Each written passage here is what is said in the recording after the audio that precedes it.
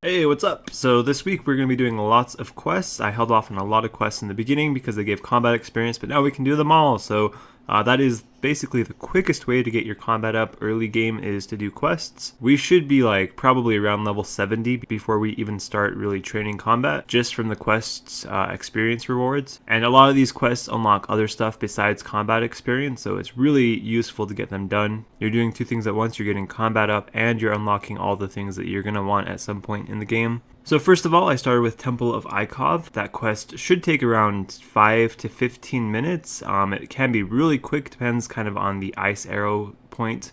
If you're lower range, you want a good amount of ice arrows, and that can take a little while to get. And that quest unlocks you Boots of Lightness, which are the best in slot boot for negative weight. After that is Dragon Slayer. And Dragon Slayer unlocks you the Rune Plate Body, or I mean the ability to wear Rune Plate Bodies, and also green D-hide tops. It also gives a very big chunk of strength and defense experience. Dragon Slayer should take around 5 to 10 minutes. It's a really quick quest. Next up is Underground Pass. This one can be pretty long. A lot of people really hate this quest, but it can be pretty quick. But with our agility level, it really shouldn't be too much of a hassle. You can do it in about 25 to 35 minutes. It unlocks you the Ivan Staff, and it unlocks you like the Elfland place. In the Elfland, Zulrah is there, which is one of the best bosses in the game, and that's where you start a few other quests that we're going to be doing in the future. The next up is Edgar's Ruse.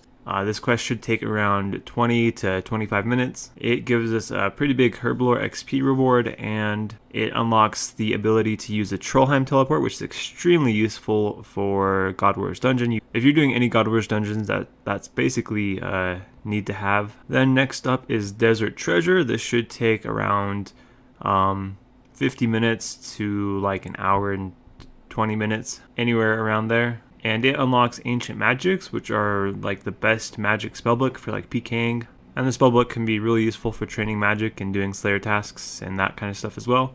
It also allows us to use all of the ancient teleport tablets. Then we're going to do Hero's Quest, which unlocks the ability to wield the dragon battle axes and dragon maces. It also allows you to access the Heroes Guild, which has a rune rock in it. Actually, I think 2 rune rocks, blue dragon, and some other ores you can mine. You can recharge Amulet of Glories on the fountain inside the Heroes Guild. Next up, Fremennik Trials. This unlocks you access to the Relica City, like place you can use all the shops and mine their rocks and all that sort of stuff. It also allows you to wear the Fremennik helmets, which are Berserker helmet, Archer helmet, and Farseer helmet, and Warrior helmet. And the next is Throne of Miscellanea. This is actually a pretty cool quest because it actually collects money for you passively. You get a kingdom and they like collect resources for you. You have to put cash in, but then you get resources back which are worth more than your cash. And for them to collect resources for you, basically all you have to do is have your approval rating there high. And how you keep that high is you just go there like once a week and chop down a few trees, and then they'll just passively over time collect resources for you. And then next is Royal Trouble. This is a continuation of Throne of Miscellanea, and the reward from it is increased resource gathering, so you make even more money. And next up is Monkey Madness, another one of the big quests of RuneScape. And I forgot to mention with the other quest, but Hero's Quest should take around 10 minutes. It's super quick. Fremennik Trials should take probably closer to 25 to 35 minutes. Throne of Miscellanea should take around 25 to 35 minutes. Royal Trouble is like 15 to 25 minutes. Monkey Madness should take around 35 minutes to 55 minutes. And for Monkey Madness, you unlock the ability to wear Dragon Scimitars, which is the best weapon to train with up until we hit 70 attack. Monkey Madness gives you a really big chunk of combat experience as well, and it allows you access to Apotal. We already had access before finishing the quest. All you have to do is start the quest to get to Apotal, but once you finish the quest, you can trade the shopkeepers and buy stuff from them. Also, while doing Monkey Madness, you should kill one of the gorilla guards inside the temple. You should also kill one of the archers up on the platforms, and you should kill one of the zombies that you see when you go downstairs in the temple, where you have to make the monkey speak amulet. And then when you get Grigris, you should get 4 of them. The reason for that is for a future quest, for Recipe for Disaster, you want 4 different Grigris, so it's just quicker to do it while you're doing Monkey Madness. So during the quest, when you go down to make your Karamja monkey Grigri, you should make all 4 of those Grigris: the gorilla, the monkey archer, the zombie, and the Kramja monkey. And also the entire time while you're doing these quests, you should be high alching.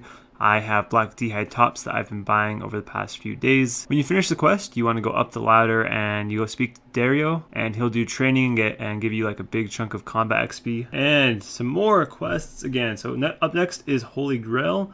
Holy Grail gives you some good prayer and defense experience, not much besides that. And then after that is Big Chompy Bird Hunting, which unlocks the ability to hunt chompies. And after that is Regicide. Regicide unlocks the ability to use travel options to the Elfland. So that includes the Zolandra teleport, that includes the Elf Camp teleport, that includes using the charter ships to charter to Port Tyrus. You no longer have to go through the underground pass every time you want to get over to the Elfland, and it unlocks the ability to use the Dragon Halley. Holy Grail should take about 10 minutes. Big Chompy Bird Hunting should take about 5 minutes. Regicide should take about 30 to 40 minutes. And then up next is Roving Elves. Roving Elves should take about 10 to 15 minutes. And Roving Elves unlocks the Crystal Shield and the Crystal Bow. You actually get one for free at the end of the quest. I'd recommend, and I chose the Shield. The bow isn't really useful anywhere, while the shield is actually a pretty strong shield. And it has charges. The charges go down the more you use it, and it gets weaker the lower charge it is, unless you imbue it at Nightmare Zone. If you imbue it at Nightmare Zone, it will have its top stats at every state. I'd recommend doing that before you use it anywhere. And once it gets down to the lowest charge and runs out of charges, it costs money to recharge it.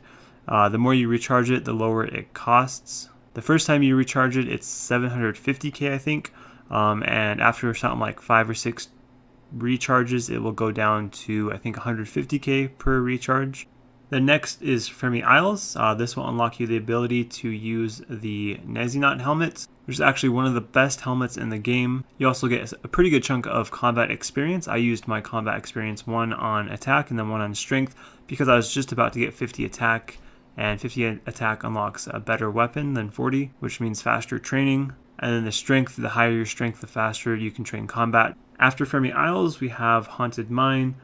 This one gives you a good chunk of strength experience, and it unlocks the ability to use Salve Ami, which gives a 10% boost to attack and strength against any undead monsters. Then we have Family Crest, which unlocks the Chaos Gauntlets, the Goldsmithing Gauntlets, and the Cooking Gauntlets, which are all really good items. So the Haunted Mine quest should take around 10 to 15 minutes, and Family Crest kind of the same, about 10 minutes. Once you finish the quest, I'd recommend heading over to the Duel Arena, and then running north over to one of the brothers that we visited in the quest and having him turn your gauntlets into goldsmith gauntlets, because that's what we're going to be doing here pretty soon, is getting our smithing up with the goldsmith gauntlets at Blast Furnace. And then finally we have What Lies Below, which will unlock us the beacon ring.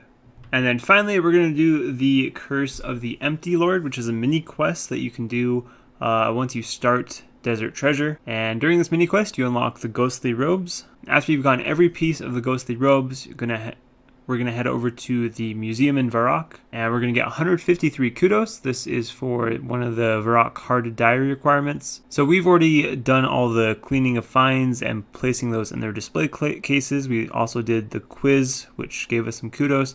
So really the only thing left is Fossil Island stuff, which we're not gonna do, and then telling one of the guys upstairs about the quests that we've done. And at this point, we have all the quests done that unlock kudos. And there actually is something you're going to need. So from the museum, or while you're heading over to the museum, you want to go into the Varrock Palace Library, over where Reldo is at.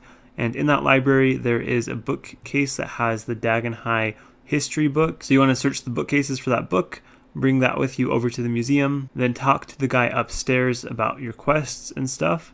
Make sure you have your full ghostly set with you as well, and don't have it equipped. And once you're done talking to him, you should get some XP lamps, and you should have 153 kudos. Use the XP lamps on Slayer. There will be one that's 10,000 experience that we can't use on Slayer until we have 50 plus, which I kind of forgot about, so I just put it down in the bottom of my inventory, and I'm just going to keep it there until we have 50 Slayer, but we're going to have that pretty soon, so it's not too big of a deal. I also finished up 68 farming this week, although I found out that there's actually a 70 farming requirement for the arty hard. We're going to have to get 70 farming after all, so I did plant some more mahoganies. And they did fix the farming ticks this week, so that should speed up the mahogany trees quite a bit. You should be able to check them every 3.5 days now, instead of like 5 days. And the next thing we're going to do is we're going to go get our bone scepter from the stronghold of security. So we're finally going to buy some combat gear. Our current combat stats allow us to use the granite hammer, which is the best DPS. It's the best training weapon for our attack level. Then we can also wear runes, so you can buy rune plate body and rune plate legs. Since I have a lot of cash, I just feel like going with some gilded just for some fashionscape. And you can buy a berserker helmet, a fury, a regen bracelet, some rune boots, a kite shield. A filled book of war would be a better choice, and I'm going to be doing that next week. I did not do that this week yet though. And then a berserker ring for your ring slot. And then the next step you'd want to do actually before going to the stronghold of security, which I forgot to do, so I didn't do this yet. You want to go and do Tarn's Lair, which will actually upgrade your Salve Ami from a Salve Ami to a Salve Ami E, which will provide 15% attack and strength bonus instead of just 10%. And then you want to bring that plus a fury to the stronghold of security. You want to bring super combat pots, and you want to bring prayer pots. So to get the bone scepter, you got to go to each level. There's 4 different levels, and each level drops a different part of the scepter, and you add them all together to make the scepter. So for the first floor, you have to kill minotaurs, and I'm not sure if they all work, but I do know that the ones I'm killing in this room do drop the piece. So I'd recommend killing these minotaurs. And you want to use your fury for the first 3 levels. The second floor, you want to kill flesh crawlers for the piece, and I just kill them where I'm killing them at in this clip, which is the southeastern corner. Just look at my compass in these clips, and that will kind of help you gauge where I'm at if you're not sure exactly about the layout of the stronghold of security. Third floor, you want to kill the table pawns. I'd recommend killing, once again, the same ones I'm killing in the clip. And then finally, for the 4th floor, you want to kill Enkus. I'd recommend killing the same ones I'm killing. And for the 4th floor, you want to put on your Salve Ami E. So that's as far as I got this week, was just trying to get the Skull Scepter. Next week, I'm going to be finishing off the Varrock Hard Diary ASAP so that we get 60 battle staffs instead of 30 every day. And then as far as getting 50 Slayer, I'm going to be doing Desert Medium Diary, the Kandarin Medium Diary. Use both those XP lamps on Slayer. And then I'll do Enlightened Journey and Arty Medium Diary and use that on Slayer, and then we should have 50 Slayer. And then we can finally use the XP lamps that we have, because you should have the XP lamp from the museum in your inventory, and then you also have the XP lamp from doing the Varrock Hard Diary in your inventory. So then as soon as you get 50 Slayer, you can use those XP lamps on Slayer as well. And that is where I'll leave this video off, so thank you all for watching. See you in the next video.